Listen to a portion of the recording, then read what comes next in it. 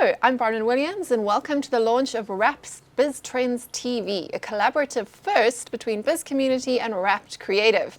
We're going to be looking at trends relevant to both the local and global business audiences from our uniquely Afrocentric vantage point. So our topic for today to kick us off is aptly that of Afro-Optimism, or more specifically, African growth mindsets in contrast to Western growing degrowth mindsets.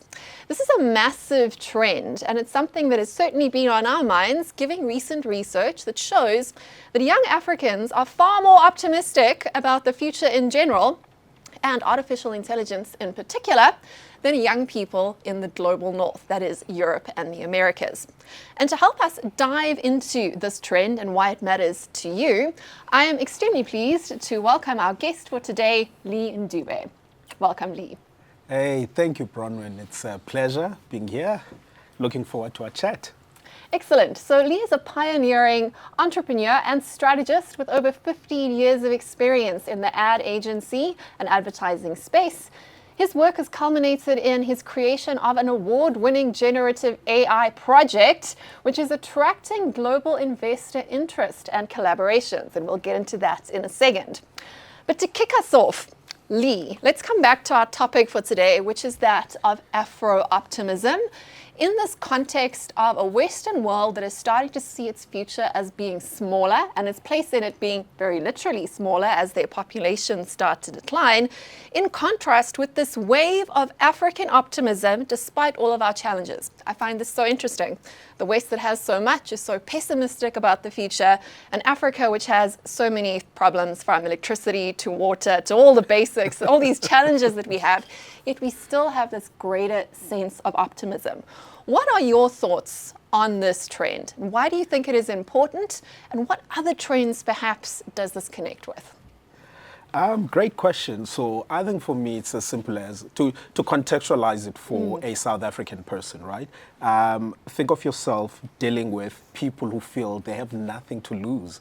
Because if you look at the history of Africa, I mean, it's got so much, you know, as African people will say, kuningi, it's a lot. And then you can only be optimistic about, I think, the future in that sense. So that's what then the whole notion of Afro-Optimism, you know, that's how it begins. And then it's about fresh ideas, stuff that hasn't existed really, because when you also look at how saturated the world is with your conventional ideas, so there really is a niche now to hear new voices that sound more positive about the future, because Africans really have nothing to lose, I think. Yeah, and when you see technology and you're starting from a place of lack, you see it as an opportunity. You see, how can I use this? How can I develop it? You don't see it as, how can this take my toys away from me, right? Yes. So from your perspective, how has this mindset and how has this insight influenced your own career and your own projects in the AI and entrepreneurial space? So I think the answer to that is this feeling an idea of coming full circle for me, because funny enough, many years ago, plus 20 years ago, I wanted to become an illustrator, but I wasn't good enough technically. But I find myself in a world now where there's new technology that enables me to express my imagination, my mind, which is what I would have done as an illustrator. So we call it the reparations. Basically, this is what AI is doing. It's leveling the playing field where everyone with a great idea can actually participate in this new economy.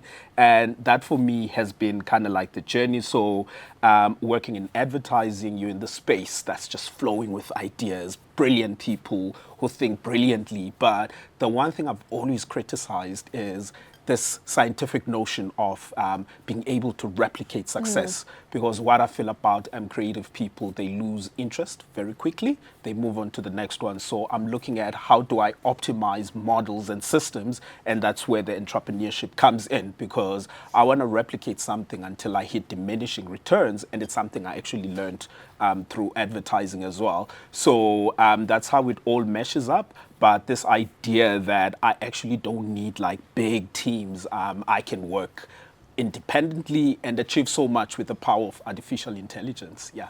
Yeah, you're not beholden to finding someone who can code or someone who can illustrate. You can be this entrepreneur of one, or as we kind of calling it, the self-incorporated, right? 100%. So in that same vein, can you tell us a bit about your project that has sparked interest across the world and what you're doing there in that space?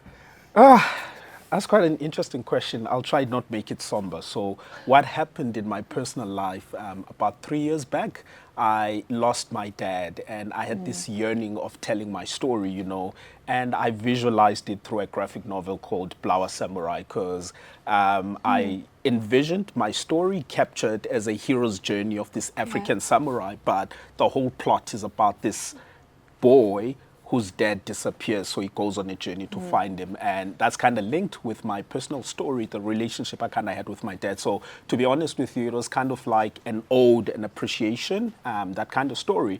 But then the moment I started doing the work, publishing it online, I just found this love on the global, this was back, I think about 2 years or a year ago, and it just kept growing and growing and growing. And it's crazy, with AI, you blink once and it's next generation tools. So I think that's kind of like where we are, where I started with a graphic novel and people were interested, and then I was like, what else could it be? Then it becomes fashion, then it becomes other things, and interest in producing it into like an animated series. Literally, there are conversations happening with global investors as we speak, yeah. So it started off as a story, it then turned into kind of world building, which is another one of the trends we're going to be covering on this BizTrendsTV series as we go forward. And then it turned into a whole lot of opportunities for merchandising and for connections that for perhaps even international investment. So you have attracted some investor interest. What do you think makes projects like yours specifically and Africa at the moment in this intersection of technology and creativity an attractive proposition for external capital?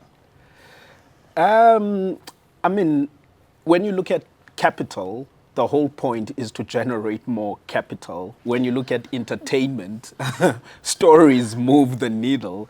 And I think people have seen old stories to death. And Africa is the one continent that hasn't really been properly covered.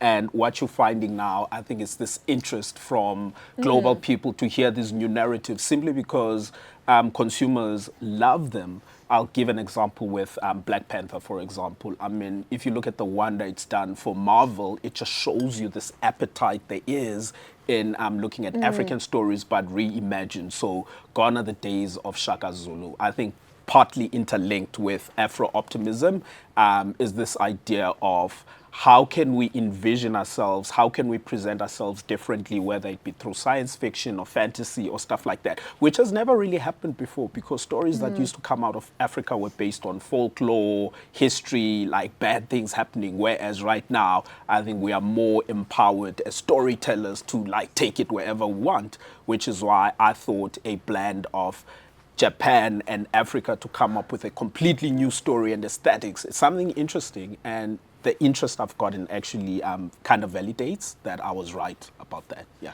Yes, I want to interrogate that just a little, because there's kind of a tension there, isn't it? On the one hand, you've done a very good job of illustrating for us why the rest of the world is now interested in us, in our growth story, in our future, in the exciting things and the ideas that we have. But how do we, as creatives and as business leaders in South Africa and in Africa, make sure that those partnerships are partnerships indeed this time, rather than kind of a new form of intellectual property colonization, if you want to put it that way? Because foreign capital is so attractive, right? Yeah. They have money, we don't.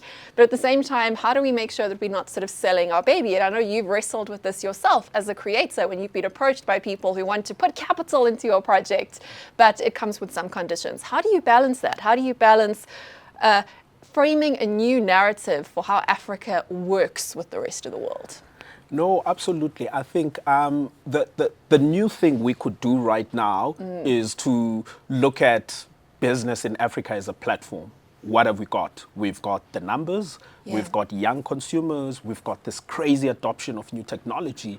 Build platforms, don't sell IP, right? Do what Netflix did. I mean, I'm more interested in who's going to build Africa's Google, who's going to build Africa's Facebook, who's going to build Africa's Netflix, simply because we do have the numbers. So I think for me, that's the difference. Then it becomes equilateral investment where you get value, it'll generate returns, but I also get a platform that I can then turn into this machine that'll generate more growth. That's how I choose to look at it. But I mean, it's one way of looking at it. But I know of guys, like I picked up a story about Viola Davis, who's formed a studio in Africa. So even when this foreign interest is coming here, the fact that they're setting up base, I even picked up a story, for example, about Idris Alba in Tanzania having talks. So it's quite interesting things, but you can see people rooting. And I think we just need to be smart now around how do we then circulate that revenue within our economies to sort of like uplift, build our own industries, or else you'll take your ideas, they get produced offshore, and you grow nothing. So build platforms. Yeah, it's about thinking about partnerships in terms of positive sum games rather than zero sum games, and how we can win together. And that's, of course, a much more exciting and again, growth-orientated mindset to lean into. Maybe you can tell us a little bit about some of the partnerships you're looking at. We've heard that you are involved with perhaps an international sneaker apparel store that's interested in a collaboration. What's going on there? And how can these sorts of collaborations play out, not just for your project, but for other entrepreneurs too? So the reality in my project, I am building a model, like I said in the beginning, a model that other people can replicate and scale. So I'm almost like patient zero, if you think about it, where if I get an idea, I'll try it. So when it comes to the sneaker project, like literally what happened was I partnered with a local guy who was supposed to put me in touch with Chinese manufacturers, and they couldn't deliver on my design. And then someone sent me a link by a Portuguese company. And when I looked them up, actually, that's like the center of manufacturing. Like they do really great stuff. And I so happen to have a friend who currently stays in Portugal. So I sent him to go have a look, check out the factory. And then the conversation started happening. But then again, it's also based on me bending the rules where I'm like, look, man, I don't have bucket loads of money. I'm going to do a pre-ordering system, but I need you to meet me halfway. I'll pay you for the samples, but you need to be patient with me. And I'm not going to order in the conventional sense. No minimum orders, none of that. That's already disrupting the convention, right? So that's kind of like how we're working, negotiating great deals, getting them to give me what I want, but also working with me as an African with African circumstances. That's amazing. So really thinking about those partnerships again from that positive sum perspective, and about seeing how you can work with and not be like just a price taker, but a collaborator. It's of course a much more healthy way to deal with the rest of the world, and something that I think many South African businesses could take some lessons from. But let's get back to the more creative side of your work. We've spoken about business. Let's talk about the art side of it. This is your background. You come from a storytelling, advertising background. And in what ways has your collaborations now, not with different countries and continents, but your collaboration with technology enabled you to tell different stories? How has AI for you helped you create more inclusive and more diverse and representative stories that speak to your story and your culture and your place in the world? Sure. Big question. Big one. So let me unpack it. So I'm grateful to the industry that I'm in because people don't appreciate working and pitching ideas for a living daily. That's what I do. I hear no. But what I realized over time, I got so good at hearing no, I would think around what the barriers are. So I spend a lot of time understanding what the barriers are, and then also being close to these big spans that advertisers spend, understanding consumers.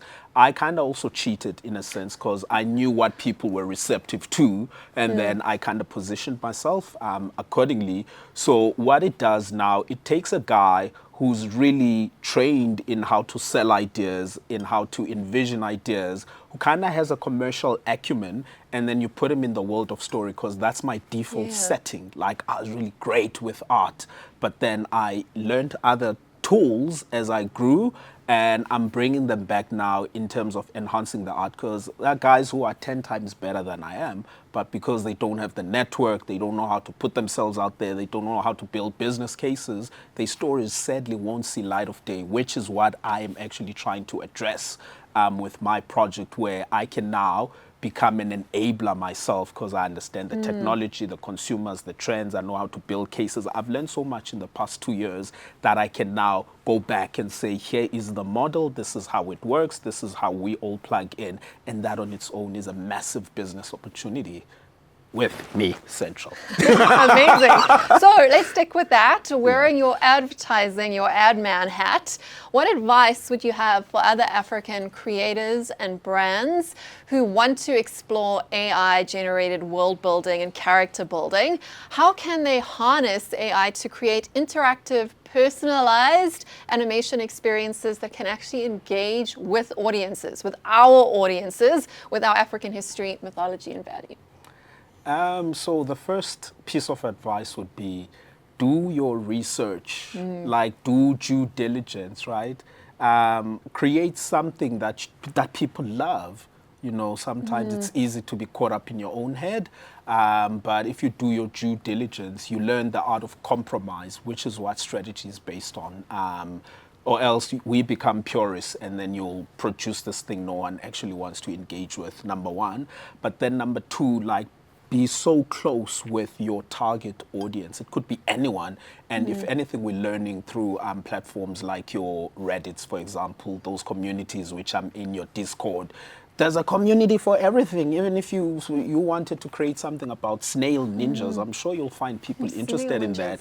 So the job now is to find your tribe, and then your vibe will attract your tribe towards you, and then you start building, right? So in an African context where you have people who've, I think, been disenfranchised, if I can put it like that, but they're bubbling with the stories that no one cared to listen to. That's gold, right? And if you can create something, and we've seen this happen before AI, we've seen it with Nollywood, where the West is saying, do this high key production, and you have Nollywood with lo-fi production, but the stories. So at the end of the day, at the core of everything we should be doing, like, the story needs to be tight, like proper tight, because if you've got a tight story, you will have people, right? And then you starting to invest now in the technology that can make it happen, as I did. It's costly, but I'm sure you'll find help along the way as well, yeah.